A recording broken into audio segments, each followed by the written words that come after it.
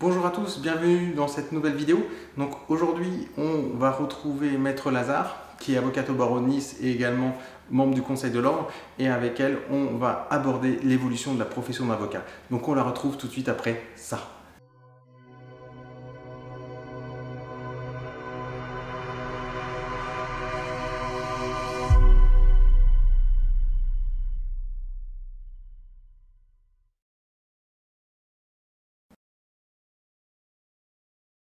Déjà, mon maître de stage me disait que entre le début de sa carrière et la fin de sa carrière, ça avait complètement évolué et je ressens la même chose en fait, parce que ça correspond à toute la société qui est en transmutation très très importante. Alors, dans les choses désagréables, on est confronté aujourd'hui à énormément de difficultés que je n'ai pas connues au départ.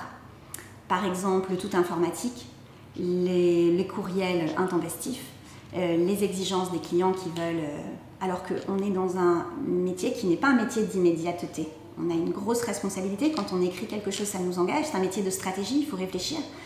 Et ça va trop vite aujourd'hui, donc ça va trop vite. On a trop de charges, clairement, c'est une blague en France, les professions libérales. Donc ça veut dire qu'on nous oblige à travailler énormément et on n'a pas suffisamment de temps niveau qualitatif. L'équation est vraiment compliquée à tenir. Il faut avoir sacrément la vocation chevillée au corps pour supporter et pas changer de métier. D'ailleurs, 60% des jeunes avocats dans les 5 premières années quittent la profession, des filles essentiellement. Donc beaucoup de choses extrêmement difficiles. Le dumping aussi, sur internet, les divorces sur des plateformes à 300 €, c'est juste de l'escroquerie parce que personne ne peut travailler correctement à ce tarif-là. Plein de difficultés de tous ordres. Les magistrats, avec qui les rapports sont extrêmement moins cordiaux qu'à mes débuts, pas tous bien sûr, hein, mais quand même. Le fait qu'on ne nous laisse plus plaider, maître, vous avez 5 minutes. 5 minutes pour convaincre, c'est possible, mais enfin, c'est pas très normal.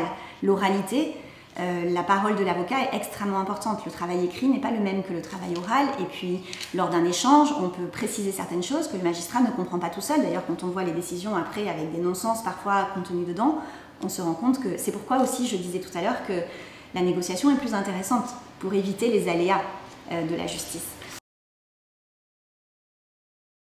Voilà, la profession a énormément changé. Les rapports humains, la confraternité aussi entre les confrères, comme il y a beaucoup de difficultés économiques, qu'on est moins au palais qu'avant, on se comprend mieux, on s'entend moins, il y a plus d'agressivité, il y a moins de très bonnes formations parce que maintenant on peut s'installer immédiatement. Enfin, il y a beaucoup de choses qui font que c'est plus compliqué qu'avant. Oui, en fait, je crois tellement aux bénéfices des modes alternatifs de règlement des différends, avec toutes les techniques que ça induit, c'est-à-dire l'écoute qualitative, empathique, active. Enfin, c'est une manière d'écouter qui n'a rien à voir avec la manière qu'on m'a enseigné d'écouter quand j'ai commencé à être avocat en fait. Et c'est une transformation, une transmutation totale du rôle de l'avocat. Donc ça nécessite effectivement des formations.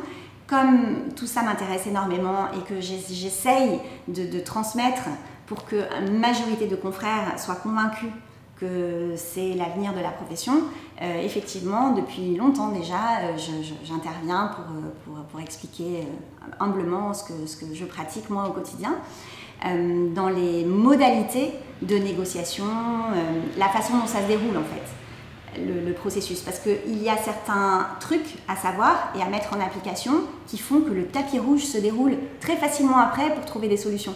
Des choses toutes bêtes qu'il suffit d'apprendre et de savoir. Après, c'est vrai qu'en pratiquant, c'est surtout ça qui fait qu'on y arrive de mieux en mieux. Donc voilà, on vient de voir l'évolution du métier d'avocat vu par Maître Marie-Pierre Lazare. Donc on vous propose également dans le futur d'autres vidéos de vos confrères et de vos consoeurs sur le même thème. Comme ça vous pourrez voir ce que eux attendent ou ce que eux voient déjà comme évolution du métier de l'avocat dans le futur.